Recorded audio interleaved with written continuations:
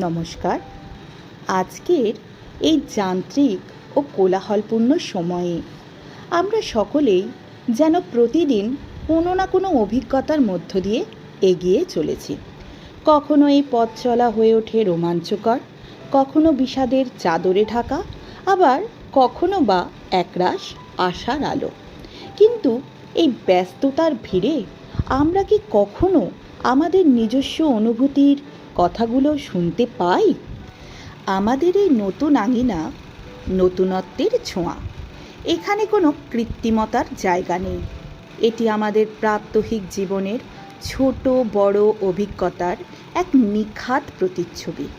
কখনো কবিতার ছন্দে, কখনো বা জীবনের গভীর কোনো বক্তব্যের মাধ্যমে সমাজের এই বহুরূপী রূপটিকে তুলে ধরার একটি ক্ষুদ্র প্রয়াস এটি।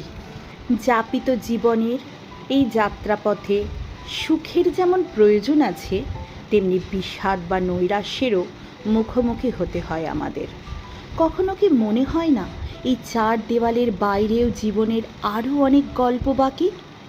সেই না বলা গল্পগুলোকেই নিজের মতো করে সাজিয়ে বলার চেষ্টা করব এখানে।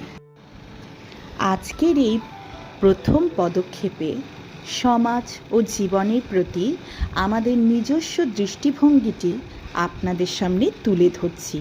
আশা করি আমার এই অনুভূতিগুলো আপনাদের হৃদয়ের গভীরে কিছুটা হলেও দোলা দেবে।